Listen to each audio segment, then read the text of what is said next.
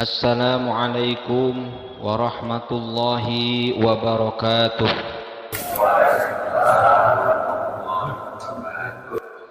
Alhamdulillahilladzi an'amana bi ni'matil imani wal islam. Wassalatu wassalamu ala sayyidina Muhammadin khairil anam wa ala alihi wa sahbihi sahibis syarafi wal ihtiram. Allahumma salli wa sallim wa barik ala sayyidina Muhammad wa ala alihi wa sahbihi ajma'in. Qala ta'ala fi kitabihil karim, a'udzu billahi samii'il 'alim minasy syaithanir rajim. Wa qala lahum nabiyyuhum inna ayata mulkihi ayyatiyakumut tabut fihi sakinatum mir rabbikum al-ayah. Wa qala aydan fi ayatin ukhra idhabu biqamisi hadha fa'alquhu ala wajhi abi ya'ti basira al-ayah. Wa qala sayyiduna Abdullah ibn Umar radhiyallahu ta'ala anhuma annahu qala kana Rasulullah sallallahu alaihi wasallam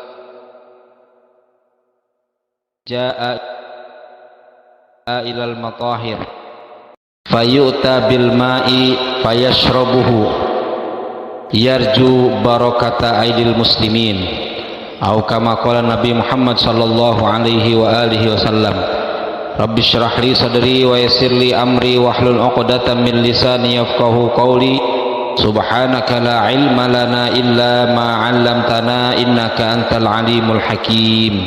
Salawat teriring salam semoga selalu terlimpah curahkan kepada junjungan kita Nabi Muhammad sallallahu alaihi wasallam. Para muhibbin yang dirahmati Allah Subhanahu wa taala, kita akan kedatangan tamu, ya, para habaib, para kiai, terutama tamu khusus dari Pagentongan Bogor, dan yang terlebih utama Jabon akan kedatangan artefaknya Rasulullah Sallallahu Alaihi Wasallam. Desa kita akan kedatangan asar peninggalannya Rasulullah Sallallahu Alaihi Wasallam. Maka momen ini harus kita manfaatkan betul. Pertama, kita harus paham betul apa itu makna berkah, apa itu tabarruk, atau kita sering menyebutnya dengan ngalap berkah. Ngalap berkah bukan berarti kita minta sesuatu kepada benda, bukan.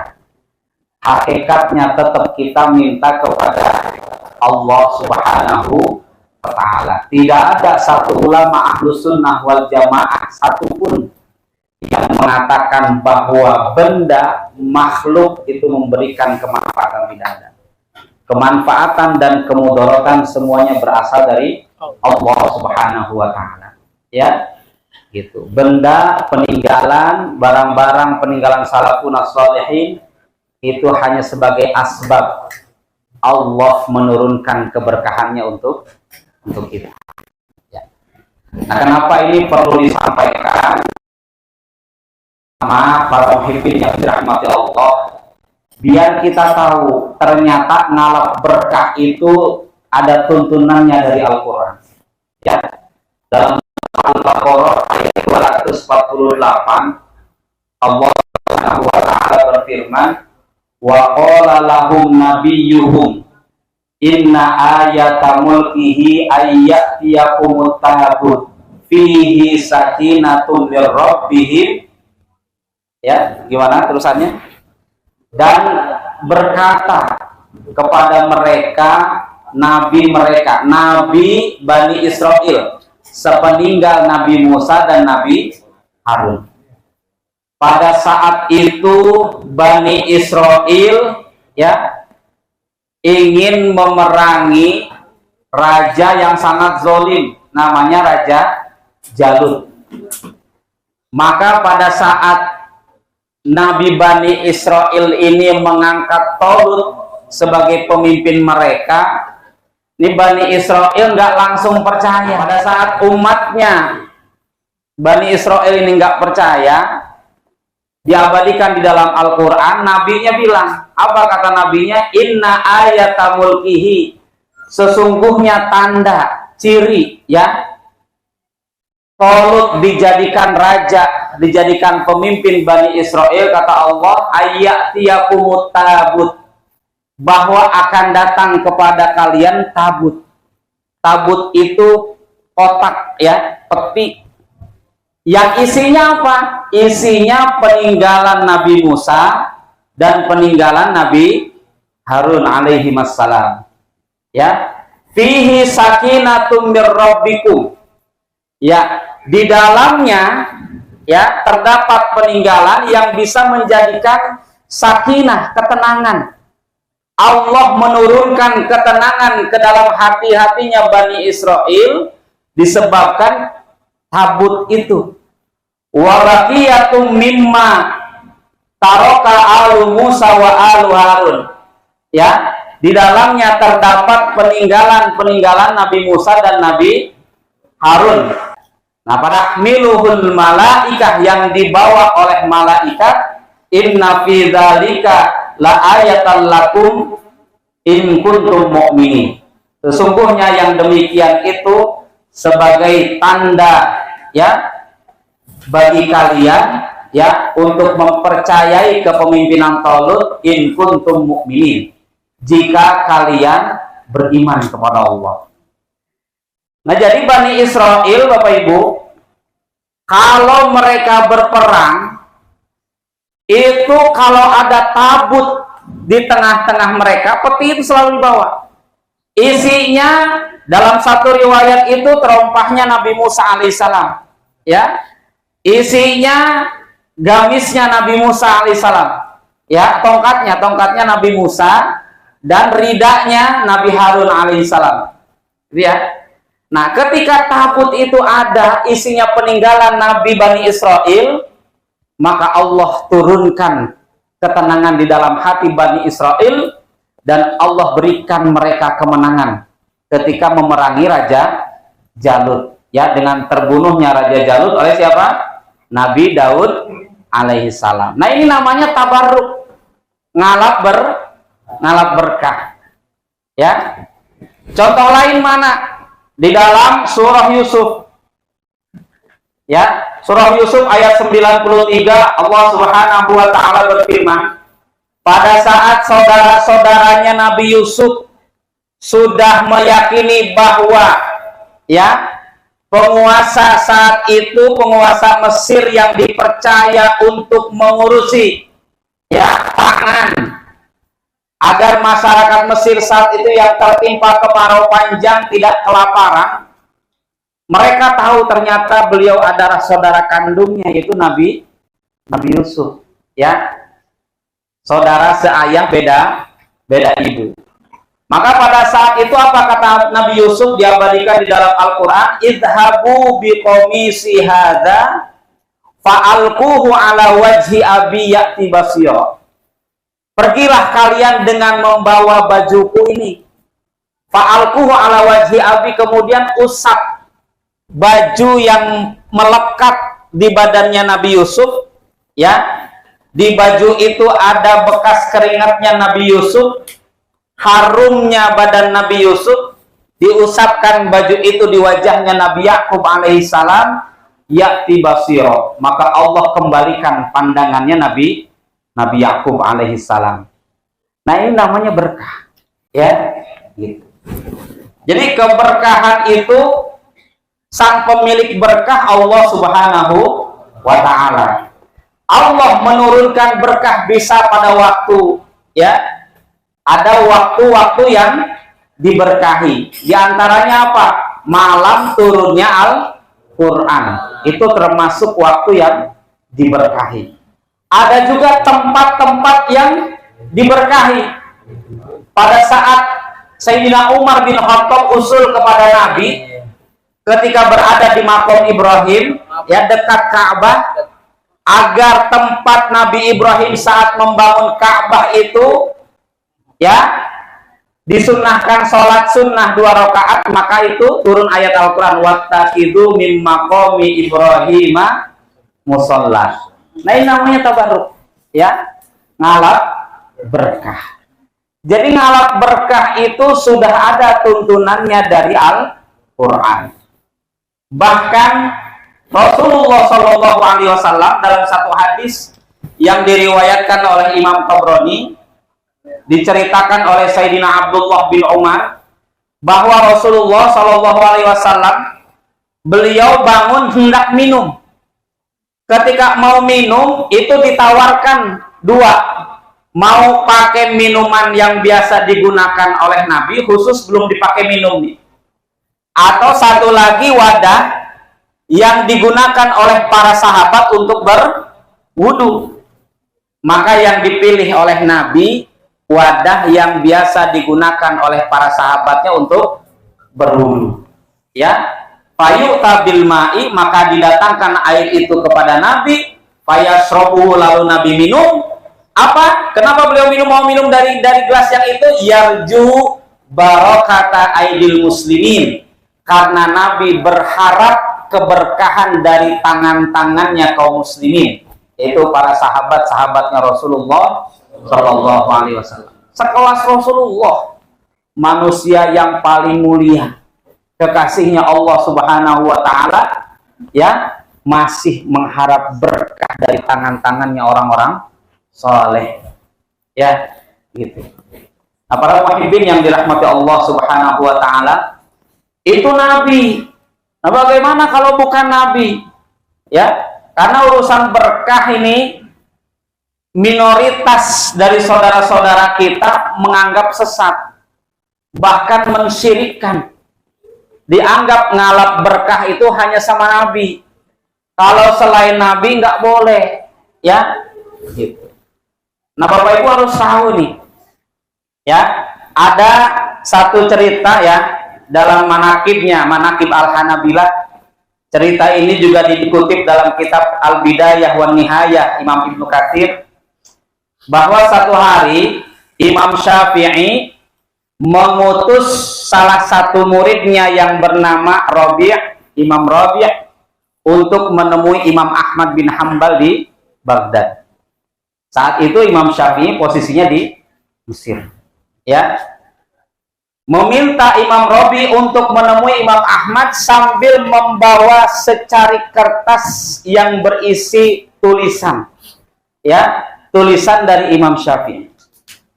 Bayangin, nggak kayak sekarang dari Mesir ke Baghdad membutuhkan perjalanan mungkin sekian jam, membutuhkan perjalanan berhari-hari.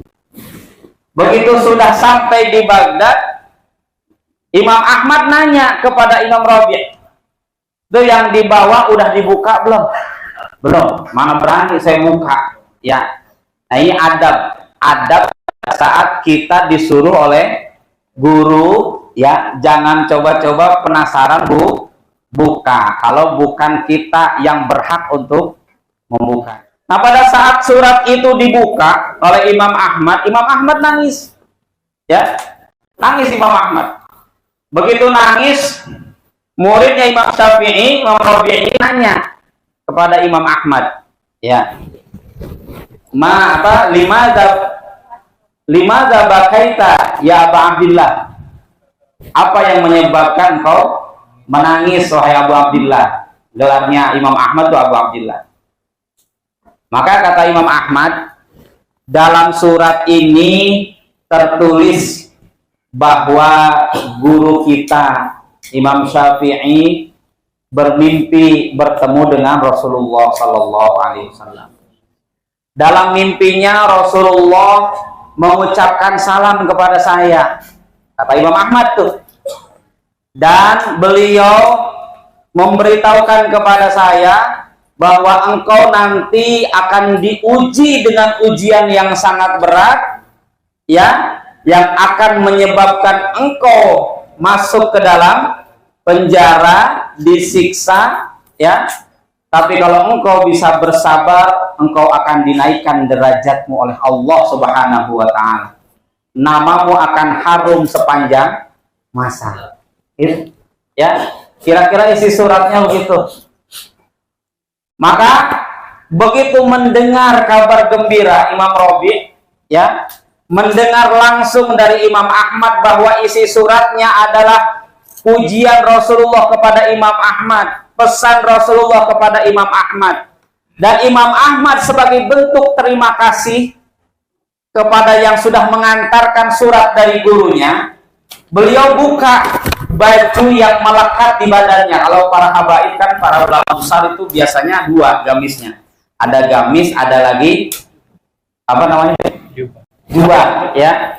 Gamisnya yang dibuka, yang nempel langsung ke kulitnya, yang nempel langsung ke keringatnya Imam Ahmad. Ya, Imam Ahmad ganti baju yang dipakai saat nerima surat tadi dibuka.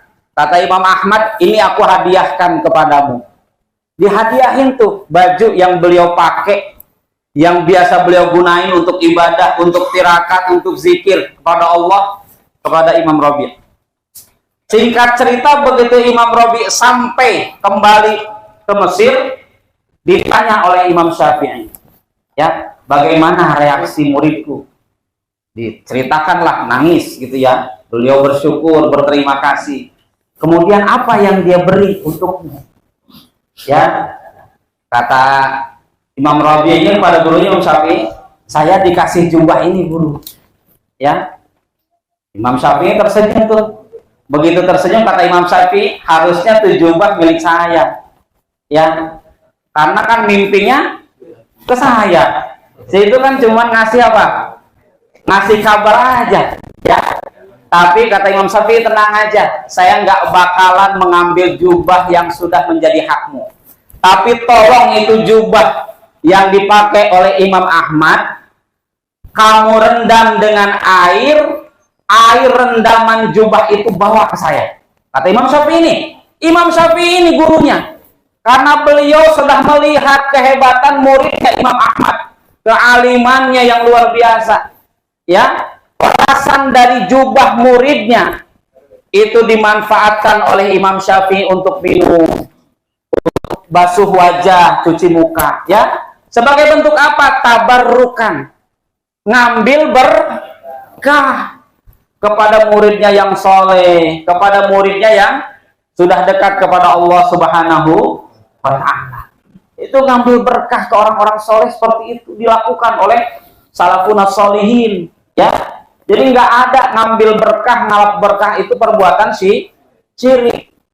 Karena tujuan kita ngalap berkah bukan meyakini kemanfaatan atau kemudorotan ditimbulkan oleh benda yang kita ngalap berkah, bukan. Kita tetap meyakini hakikatnya kemanfaatan dan kemudorotan itu hanya dari Allah Subhanahu wa ta'ala. Nah, para pemimpin yang dirahmati Allah Subhanahu wa ta'ala, sebegitunya Imam Syafi'i ngalap berkah kepada muridnya Imam Ahmad. Sekarang kita bayangin, artefak peninggalan Nabi akan datang ke Jabon. Kalau itu artefak, ya, datangnya cuma dari rumah saya, dari rumah Ustaz Mulyadi misalnya, dari rumah Ustaz Salim misalnya, ya, para pemimpin boleh nggak percaya, Pak, apa iya itu rambut Nabi? Apa iya itu sandalnya Nabi? Itu artefak datangnya dari Pagentongan, ya, pesantren Falakiyah Pagentongan, ya, pesantren tua yang didirikan oleh Kiai Haji Tubagus Muhammad Falak bin Kiai Haji Tubagus Abbas yang lahir 1842 Masehi, ya, gitu. Beliau wafatnya 1972, usianya 130 tahun. Para pemimpin bisa bayangin, sekelas Hadratus Syekh Hasyim Asy'ari, pendiri ulama, itu pernah berguru ke Mama Falak. Hadratus Syekh Hasyim Asy'ari. Bahkan ya, haul yang kemarin viral di media, haulnya Abah Gurus Kumpul, Syekh Muhammad Zaini bin Abdul Ghani Martapura, ya, seorang ulama besar keturunan ke-8 dari Syekh Arsyad Al-Banjari, yang haulnya dihadiri oleh 3.300.000 orang datang ke Martapura. Syekh Muhammad Zaini pernah berguru ke Mama Fala. Ya, berguru ke Mama Fala. Bahkan kalau kita tanya keluarganya nih, Al-Habib Umar bin Hud Al-Attas, Al-Habib Soleh bin Muhsin Al-Hamid, atau kita menyebutnya Habib Soleh Tanggul, itu pernah ke Mama Fala ke Pagentongan, ketemu dengan beliau. Ya, beliau adalah mursyid thariqah Qadiriyah wa Naqsabandiyah. Jadi nggak main-main, ya. Tuh barang datangnya dari sana, pesantren tua di Kota Bogor. Nah, sekarang yang meneruskan adalah cicitnya, Syekh Hakim Kiai Haji Agus Fauzan bintu Bagus Zaini Dahlan, cicit daripada Mama Fala. Ya, insyaallah beliau juga akan datang ke sini. Ya, akan datang ke sini. Tempat untuk beliau transit istirahat sudah disiapkan di Gading.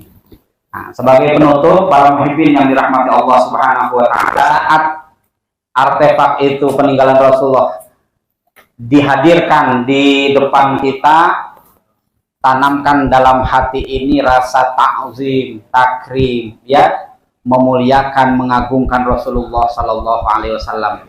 Kalau Imam Syafi'i terhadap bajunya Imam Ahmad sebegitu menghormatinya, masa iya ini sang pemilik, ya, sang pemiliknya adalah manusia termulia, ya, barang-barangnya didatangkan, peninggalannya didatangkan ke Jabon, masa iya sang pemiliknya tidak ikut hadir? Ya, bisa dibayangkan para muhibbin saat kita baca, ya, kalau kita merendahkan, menghinakan, tidak mempercayai, meragukan sama dengan kita berarti meragukan Pagentongan, sama dengan meragukan keluarganya Mama Fala. Ya, apa itu yang kita mau? Sedangkan kita kepengen dapat syafaatnya Rasulullah Shallallahu Alaihi Wasallam. Ini kita belajar adab sedikit, ya, gitu. Sama halnya seperti kita nih, suka baca Ratib Al-Abros, suka baca Ratib Al-Haddad. Ini dua zuriyahnya ada di tengah-tengah kita. Ya, kalau kita kepengen salaman sama datuknya, kan nggak mungkin. Ya, Al-Habib Umar bin Abdurrahman Al-Attas. Salamanlah kita kepada beliau, cicitnya Al-Habib Muhammad bin Umar Al-Attas. Abahnya pernah salaman kepada abahnya sampai kepada Sohibur Ratib. Begitu juga Habib Helmi. Ya, beliau adalah cicit daripada Sohib Ratibil Haddad, Al-Habib Abdullah bin Alwi Al-Haddad. Maka kalau ada cara-cara pengajian begini, ya, nanti yang pertama disebut zuriyahnya Rasulullah dulu, baru disebut yang lain, sebagai bentuk ta'zim wa takriman kita kepada Rasulullah Shallallahu Alaihi Wasallam. Itu saja yang bisa disampaikan.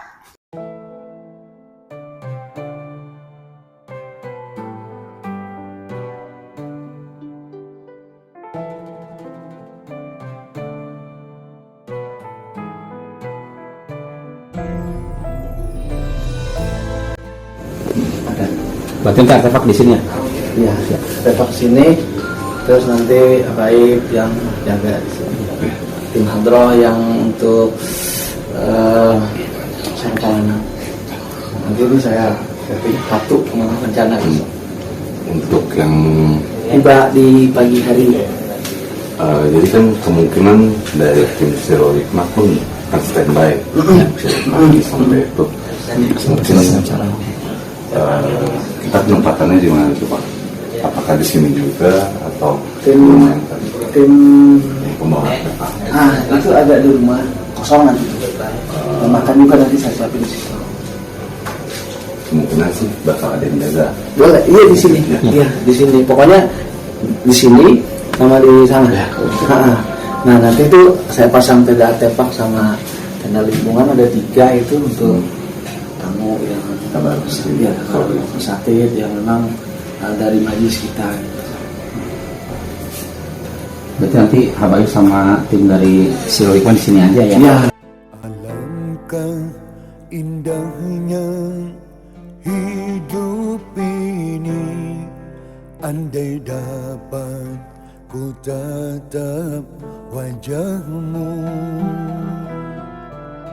kan pasti mengalir air mataku karena pancaran ketenanganmu. Ya Rasulullah, ya Habiballah, tak pernah ku tatap wajahmu. Nesnya masuk dari arah Bukit Satu, ya, nanti mobil naik ke atas dan ada Ustaz Wahyu nanti dari Hamzah yang memberikan bacaan Syaraful Anam, dan nanti lebih lanjut ya nesnya dari teman-teman untuk mempersilahkan. Mungkin itu saja. Teras, beliau yang di depan, setelah itu ibu-ibu yang motor nih, parkiran ini yang motor berjajar ini nanti, nah, baru nanti bapak-bapak yang di dekat panggung ya.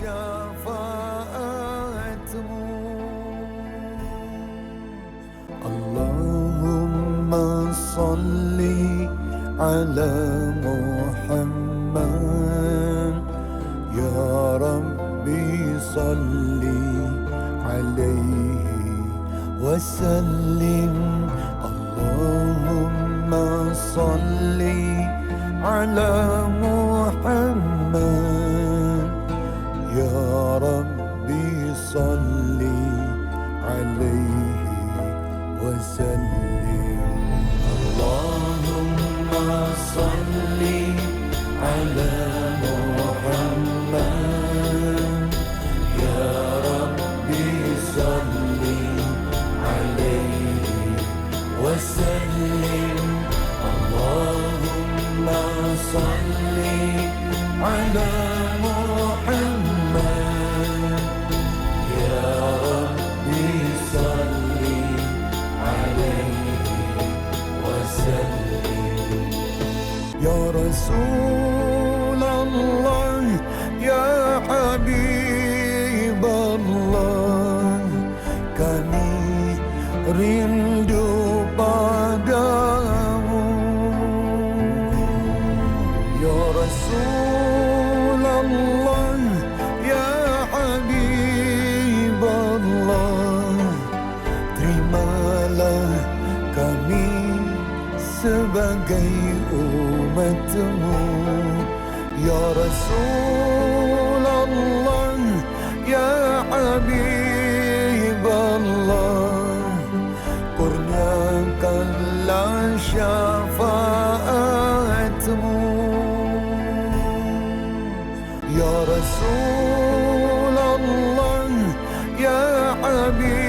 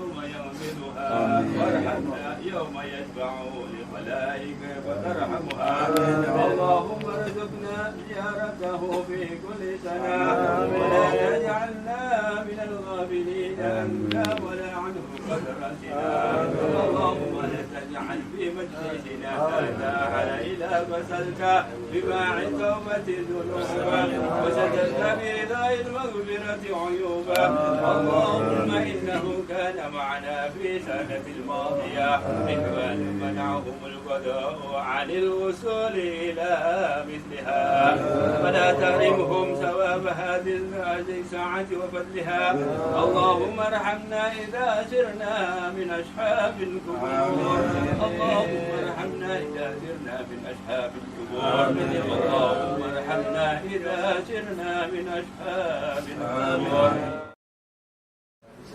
Assalamualaikum warahmatullahi wabarakatuh. Asyhadu an la ilaha illallah, asyhadu anna Muhammadar Rasulullah. Allahumma sholli ala sayyidina Muhammad wa ala ali sayyidina Muhammad. Perkenalkan saya Rama, ketua dari Sirul Hidmah Indonesia. Kita Sirul Hidmah Indonesia kita bergerak khusus untuk khidmat tabaruk artefak Nabi dan sahabat, insya Allah. Jadi pada sore hari ini alhamdulillah kita ada di Desa Jabon, Kabupaten Bogor ya. Dan kita bawa artefak dari Rasulullah SAW dan bukan kebetulan tapi alhamdulillah wa syukurillah artefak ini melengkapi dari ujung kepala sampai ujung kaki dari Rasulullah SAW. Yang pertama di sini ada rambut Rasulullah. Rambut Rasulullah ini pertama kami terima panjangnya 7 cm dan saat ini mungkin sudah hampir 20 cm. Jadi salah satu bukti kebenaran dari Al-Quran bahwa Allah Ta'ala menjaga jasad para anbiya dan aulia, dan salah satunya adalah buktinya adalah rambut Rasulullah itu sampai saat ini masih tumbuh, begitu juga janggutnya juga masih tumbuh. Dan yang kedua, ini adalah darah bekam. Jadi pada waktu masa Rasulullah itu sering kali dibekam, dan ketika dibekam itu para sahabat selalu berebutan kapas atau kasa yang bekas usapan darahnya itu. Sahabat banyak sekali yang berebut, dan alhamdulillah saat ini kita masih bisa menyaksikan dan melihat bukti nyata dari cerita-cerita tersebut, dan memang benar adanya. Dan ini yang ketiga, ini adalah imamah Rasulullah yang warna hijau ya. Kalau yang coklat itu hanya wadah, tapi yang warna hijaunya. Ini adalah imamah baginda Rasulullah SAW. Dan ini kita dapat dari Turki. Dan alhamdulillah sudah stay hibah di Sirul Hidmah. Mungkin insya Allah bisa ditampilkan di mana-mana juga. Dan ini ada lengkap dengan surat-suratnya. Dan selanjutnya ini adalah bagian inner sole atau bagian dalam helm perang yang dipakai sama baginda Rasulullah SAW ini ketika perang Badar. Nah, ini bagian dalamnya, bagian dalam helmnya. Dan ini selanjutnya adalah rida atau selendang rida sorban yang biasa dipakai buat sholat atau ketika sedang berdakwah, milik Rasulullah SAW. Dan selanjutnya ini adalah jubah. Ini jubah Rasulullah Shallallahu Alaihi Wasallam. Dan ini belum dikotakin, masih bisa di situ, tapi minggu depan sudah ada kotaknya. Dan ini kita bawa langsung dari Museum Topkapi Turki, sama kayak Imamah, Museum Topkapi Turki. Dan ini pun saat ini sudah stay di Sirul Hikmah, insya Allah bisa kita tabaruk seterusnya. Dan yang terakhir ini adalah terompah atau sendal dari baginda Rasulullah SAW. Dan ini kebetulan yang warna hitam. Menurut informasi dari yang kolektor sebelumnya, yang sebelum kita tebus, ini sendal Rasulullah itu atau terompah itu di dunia ada sekitar 24 atau 26 yang masih ada, yang terhitung. Tapi dari sekian banyak di dunia itu hanya satu yang berwarna hitam. Dan yang warna hitam itu diyakini dengan beberapa atau sebagian besar ulama dunia bahwa sendal terompah yang warna hitam ini sandal yang dipakai baginda Rasulullah Shallallahu Alaihi Wasallam ketika Isra Mi'raj itu sampai ke Sidratul Muntaha. Karena dikatakan ketika baginda Rasulullah Shallallahu Alaihi Wasallam naik turun bolak-balik untuk tawar menawar jumlah waktu sholat, dikatakan baginda itu sampai berdarah-darah, seluruh tubuhnya berdarah-darah, dan darahnya itu dikatakan sampai ke terompahnya. Dan inilah sendal terompah yang warna hitam, alhamdulillah juga sudah ada di Sirul Hikmah dan ada di Indonesia. Sama-sama kita bisa bertabaruk juga. Dan dari semua ini sebagian besar sudah tersertifikasi dan terjamin keasliannya, termasuk keasliannya kita sudah ada asuransi. Jadi yang diasuransikan adalah keasliannya, bukan barangnya, bukan suratnya, tapi keaslian dari semua artefak ini itu sebagian besar sudah diasuransikan dari Malaysia. Dan ini adalah kiswah makam Rasulullah yang di Madinah. Ini kita bawa juga sebagai cover juga buat penutup. Dan alhamdulillah sore ini nanti kita sama-sama bertabaruk semua dengan wasilah dari artefak Rasulullah Shallallahu Alaihi Wasallam. Dan guru kami bilang, Sayyid Fadil Al-Jailani, beliau bilang walaupun ini hanya bagian tertentu dari Rasulullah, entah itu imamahnya, entah itu rambutnya, entah itu darahnya atau terompahnya, kita tidak bisa menyebut ini adalah bagian-bagian dari Rasulullah, bukan. Tapi setiap artefak ini adalah Rasulullah seutuhnya, dari ujung kepala sampai ujung kaki. Makanya itu di sini kita pun punya beberapa SOP yang memang harus kita lakuin untuk menjaga adab dan untuk menjaga pesan dari guru-guru kami. Salah satunya, satu artefak ini selalu kita bawa dengan satu mobil, jadi tidak ditumpuk, tidak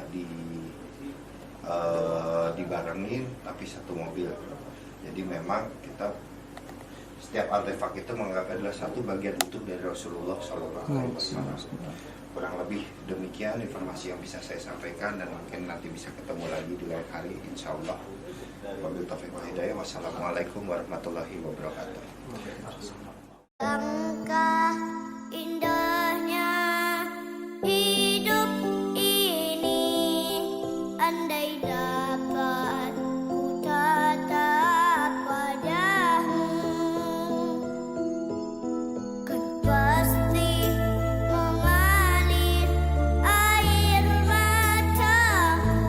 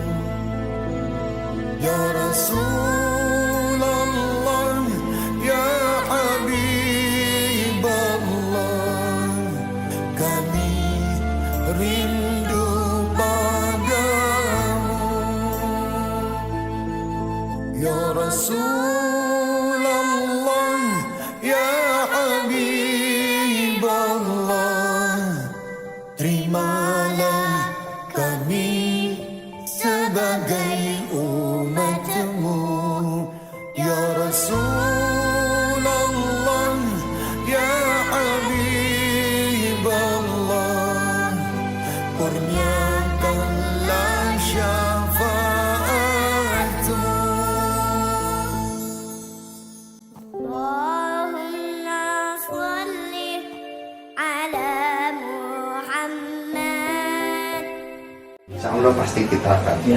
usahakan semaksimal terus berjuang. Amin ya Allah. Ya Pak ya, Amin, jangan Pak. patah semangat. Amin, siap. Amin ya Allah. Orang dipandu sama baginda langsung Allah. nggak ada kata agak semangat. Memang Gus Munul juga telepon saya. Nah, jadi tolong disambut baginda hadir. Ya, amin ya Allah.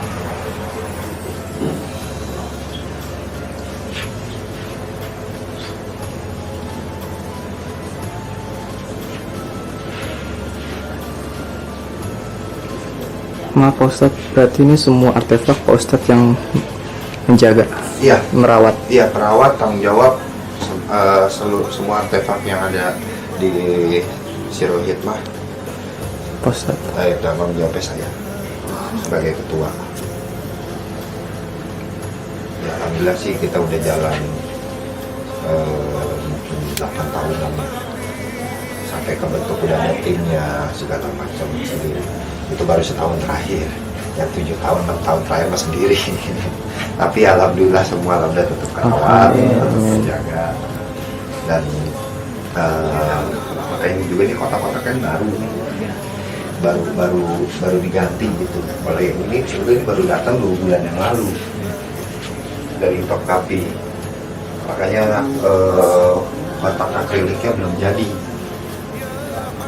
Saat ini sudah dibikin, mungkin insya Allah minggu depan udah ada. Dan ada satu lagi pasangannya ini sebetulnya jubahnya Sayyidatina Fatimah. Cuma kita nggak bawa.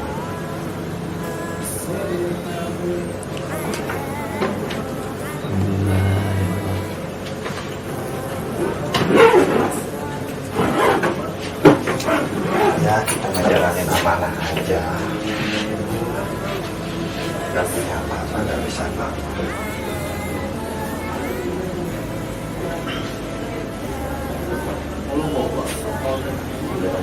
Dari guru-guru,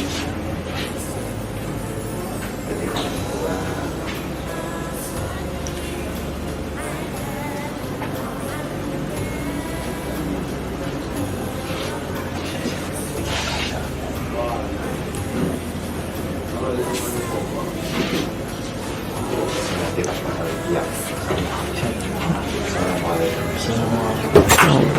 Waalaikumsalam warahmatullahi wabarakatuh.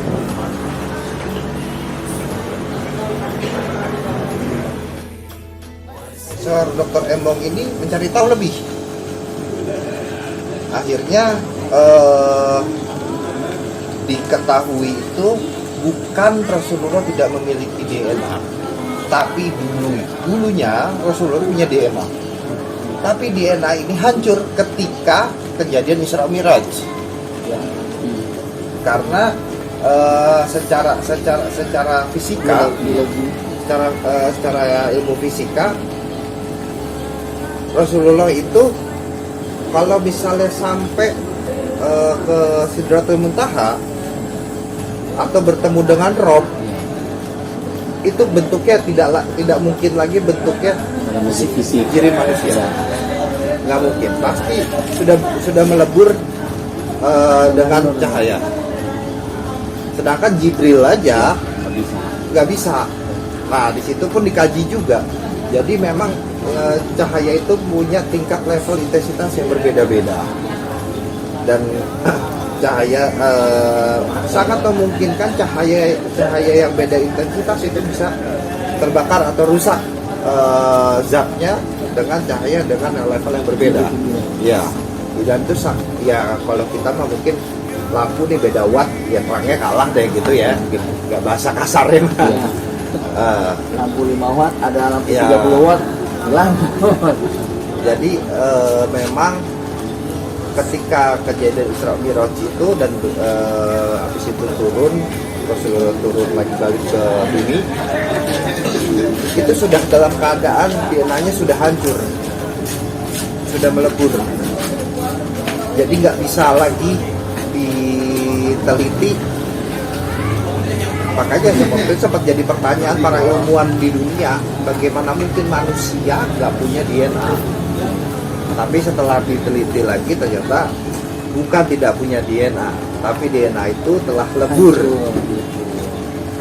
Telah lebur setelah pasca dari Isra Mi'raj. Nah makanya rambut itu susah, paling sulit diidentifikasi keasliannya. Paling kita cuma bisa berpatokan masih tumbuh seperti itu gitu. Dan dari bentuk ikalnya gitu. Karena kan selain rambut itu nggak tumbuh. Iya, mati ya. Nah itu jenazah itu Pak Rusdi, kalau udah dikuburin itu yang pertama hancur rambut betul. Rambut, karena rambut itu kalau kita manusia terbuat dari tanah, bagian yang terbuat dari tanah. Tapi kalau Rasulullah kan tidak ada unsur tanahnya. Memang satu-satunya manusia yang diciptakan Allah dari cahaya. Dan sampai saat ini kita sejauh ini sudah terbukti satu persatu. Dan tapi ada juga kayak kita darah bekam ada 2. Yang ini yang 1. Kita terima kondisinya udah kurang bagus lah. Karena memang entah dulunya sering dibuka atau sering kena udara gitu ya, artinya dia menjadi lebih mengering atau gimana. Tapi ada satu lagi kita punya yang di Banten itu, yang di Safe House Banten itu masih merah.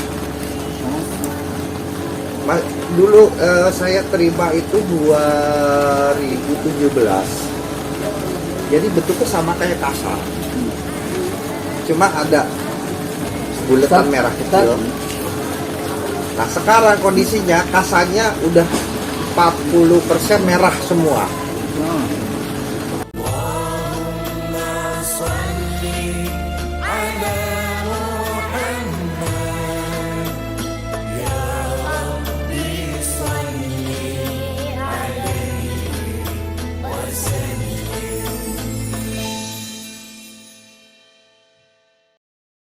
Astaghfirullahaladzim, astaghfirullahaladzim, alladzi la ilaha illa huwal hayyul qayyum wa atubu ilaihi min jami'il ma'asi wa dhunub.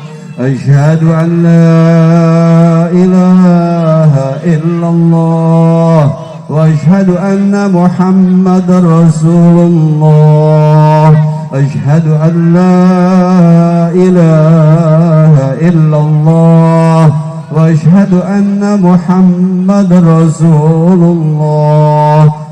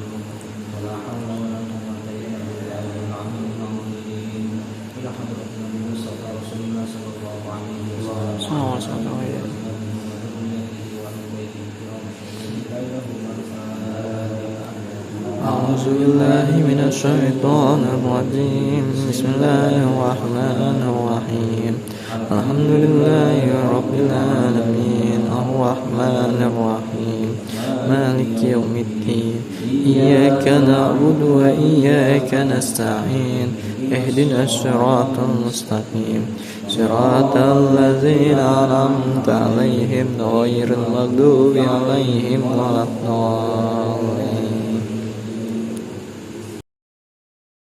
Bismillahirrahmanirrahim. Assalamualaikum warahmatullahi wabarakatuh.